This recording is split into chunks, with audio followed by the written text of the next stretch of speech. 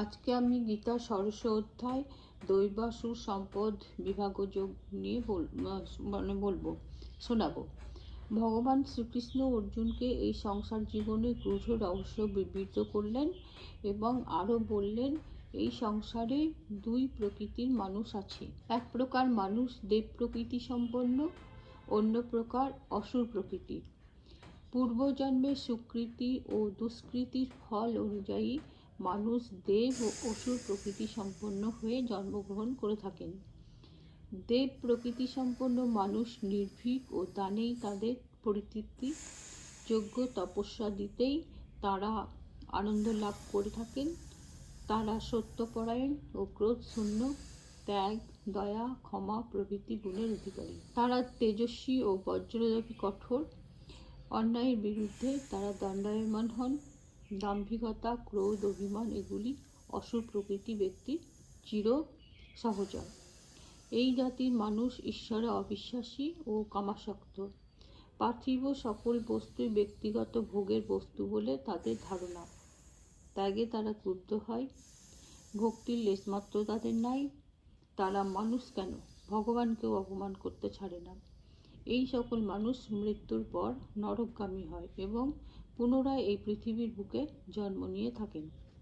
এই ছিল আজকের আমার গীতা ষোড়শ অধ্যায় দৈব সুসম্পদ বিভাগযোগ। পৌষ মাসের যে মকর সংক্রান্তি, আজকে রাত শেষ হলে ভোর হলেই মকর সংক্রান্তি। অনেকে পৌষ আগলায়, আমাদের দিকে পৌষ আগলানো বলে, অনেকে সদর ব্রত বলে বা সধুর কথায় এই ধরনের প্রচলন আছে। তো কালকে একটা ভালো দিন, স্নান করে সূর্যকে জলে তামার ঘটিতে একটু জল, গঙ্গা জল, একটা জবা ফুল, সর্ষে বা একটু কালো তিল দিয়ে সূর্যকে প্রণাম করলে বা মনোবাসনা জানালে বলে যে সাকসেস হয়। তো আমি তো করি, আপনারাও করবেন। তো এই সম্পর্কে মকর সংক্রান্তি নিয়ে একটা গল্প বলছি। তো এই ব্রত অনেকে করে, তা ব্রত যারা করে তাদের এই ব্রত হচ্ছে পৌষ মাসের সংক্রান্তির দিন, প্রত্যেক বছর করতে হয়। যারা ছেলের মা তারা করে, আর মেয়ের মাদেরকে নাকি করতে হয় না, এটা আমার শোনা কথা। তো কথা হচ্ছে যে এই সম্পর্কে বলছে আর কি ব্রত কথা। এক ছিল সদাগর, তার এক মেয়ে আর বউ। মেয়ে বড় হতেই তার দূর দেশে বিয়ে হয়ে গেল। তারও কিছুকাল পরে সদাগরের পরপর 7 ছেলে হলো। হঠাৎ একদিন সদাগর মারা গেল।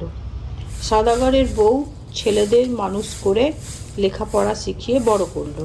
ছেলেরা বড় হয়ে বললে, মা আমরা বাণিজ্যে যাব। মা তখন ভালো দিন দেখে 7 ছেলেকে 7খানি ডিঙি সাজিয়ে 7 ছেলেকে 7 বার করে চুমু খেয়ে ডিঙি বরণ করে বাণিজ্যে পাঠিয়ে দিল। দেখতে দেখতে বৎসর ঘুরে গেল। ছেলেদের কোনো খবর না পেয়ে সদাগর বউ ভেবেই আকুল। কত ঠাকুর দেবতার মানত করলো, কত ঠাকুর দেবতার পুজো দিল, কিন্তু তবু ছেলেদের ফিরে আসবার কোনো খবর নেই।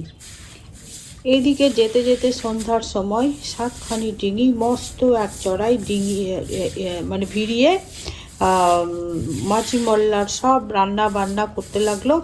7 ভাই তখন পরামর্শ করে ঠিক করলো যে রাতের বেলায় চড়াই না থেকে গ্রামের মধ্যে কারো বাড়িতে রাতটা কাটাবে, ভোরে এসে আবার ডিঙি ছাড়বে। এই কথা মাঝিদের বলে 7 ভাই তীরে এসে উঠল। কিছু দূর যাবার পর একটা বাড়ির সামনে গিয়ে দাঁড়ালো। বাড়ির কর্তা তাদের দেখে খুব খাতির করে বৈঠকখানায় বসালেন। তারপর বললে, আপনারা সকলে একটু বিশ্রাম করুন, আমি আহারের ব্যবস্থা করে দিচ্ছি। এই বলে তিনি ভিতরে গেলেন। সেই বাড়ির বউ 7টি ছেলেকে দেখে তার প্রাণের মধ্যে কেমন করে উঠল। সে যখন দেখলে যে কর্তা বৈঠকখানা থেকে বেরিয়ে গ্রামের দিকে চলে যাচ্ছে, তখন সেই বৈঠকখানায় ঢুকে 7 বউকে জিজ্ঞাসা করলে, তোমরা কোথা থেকে আসছো? 7 ভাই পরিচয় দিল। সেই শুনে বলল যে তোমরা আমার নিজের ভাই, এক্ষুনি পালাও, নইলে ধনে প্রাণে মারা যাবে। এই গ্রামটা ডাকাতের আর যার বাড়ি এসেছ সেই তোমাদের ভগ্নিপতি হলো ডাকাতের সর্দার। এই বৈঠকখানা আগুন লাগিয়ে ডিঙিতে চেপে উত্তর দিকে চলে যাও। বউ বলল, 7 ভাই তাই করলো। কর্তাই এসে দেখে বৈঠকখানা দাও দাও দেখে যে বৈঠকখানা দাও দাও করে জ্বলছে।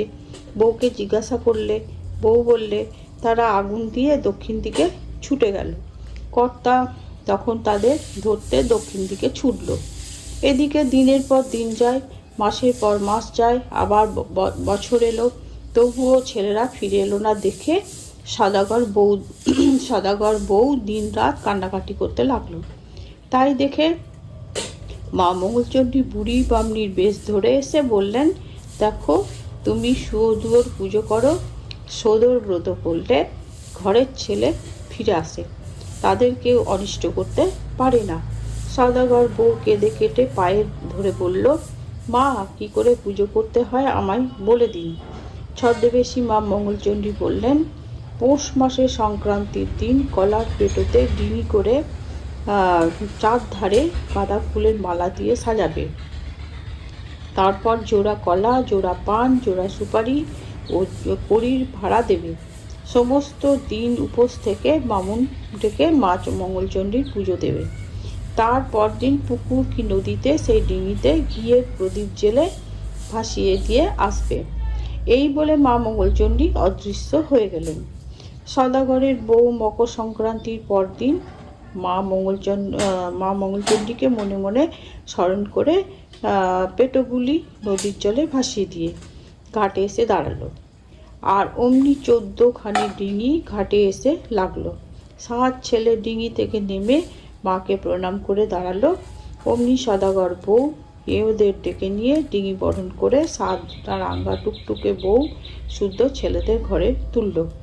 তারপর সদাগর বউ 7 ছেলের মুখে বড় মেয়ের সব খবর শুনে মেয়ে আর জামাইকে লোক পাঠিয়ে ডেকে আনলে। 7 ভাই দিদির ও বোনের খুব খাতির যত্ন করলো। আর বোনকেও বোনাই মানে বোনের জামাইকে আর কি পাপ ব্যবসা ত্যাগ করতে বলল। দিদিও বোনাইকে বললে, আমরা এতদিন যে পাপ করেছি তা কিসে খণ্ডন হবে। তখন সদাগর বউ বললেন, আচ্ছা তোমরা সুয়োদুয়োর ব্রত পালন করো, তাহলে তোমাদের দেহে কোনো পাপ থাকবে না।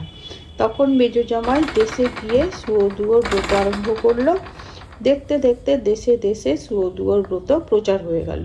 এটাই ছিল আজকের আমার মকর সংক্রান্তির গল্প।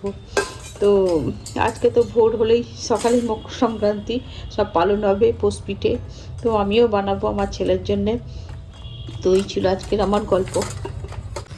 চলে এলাম রেশন মালিকের ঘর, রেশনের টিপ দিতে। কেমন আছেন গো? চলছে মোটামুটি ভালো আছেন?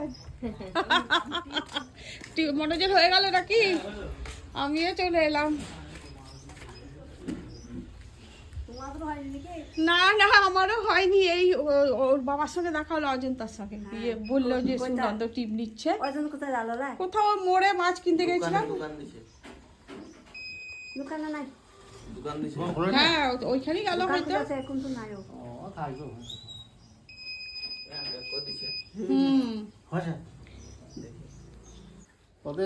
সুনন্দা আমার এবার দিবি নাকি? না আমি নি। ও আচ্ছা আচ্ছা, আমি 3 নম্বর। হ্যাঁ বসছি। এইটা সুনন্দর মা এলে, এই যে ম্যানেজার দে। আমাদের অন্তদা ছিল, দিন আমাদের বিপিএল করে দিয়েছে। ওই বুঝবা কম বুঝাম কেছা বিপিএল। হ্যাঁ আমাদের অন্তদায় ছিল। রাস্তা পার হতে পারছি না, আমার মোটার জন্য মাছ কিনতে এসেছি। তো রাশন বাড়ি থেকে চলে এলাম, দিয়ে এখন যাচ্ছি মোটার জন্য মাছ নিতে। কই হলো দাও। ফুলকো আর ভুড়ি টুড়ি বার করে দিয়েছে তো? হ্যাঁ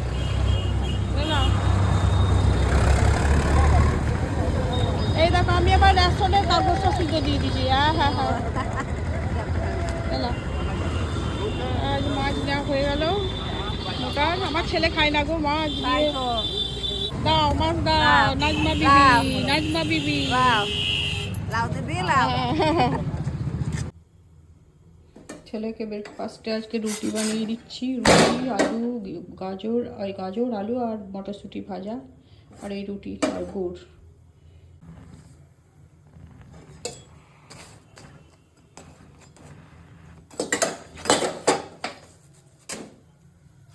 এখন বাজে 9:59। তো ব্রেকফাস্ট নিয়ে নিয়েছি, আজ মুড়ি খাবো না, ছেলের জন্য রুটি বানালাম, তো রুটি খেয়ে নিচ্ছি।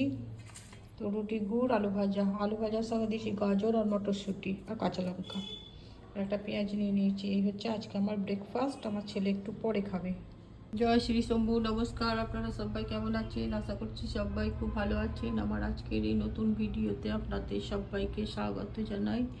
তো সব রকমের ফুল পাইনি, যে কটা পেলাম সেই চটনে দিলাম। তো আমার আজকে পুজো কমপ্লিট হলো, এখন আমি রান্না করব। তো একবার এক ঝলক দেখিয়ে দিলাম আমার ঠাকুরকে। আমার পুজো হয়ে গেল, এখন আমি রান্না করবো দেখি কি রান্না করি, তা আপনাদের সঙ্গে শেয়ার করব। তো পুজো মাত্র হলো, আর সোয়েটার পরে নিই, খুব ঠান্ডা ঘরে। তো এখন যাই রান্নাঘরে, সোয়েটার পরে নিয়ে যাবো রান্নাঘরে। শুভ দুপুর বন্ধুরা, এখন বাজে 2:06। তো আমার ছেলে এখন চুল কেটে আসলো, স্নান হলো, তারপর একটু লেট হয়ে গেল 6 মিনিট 10 মিনিট।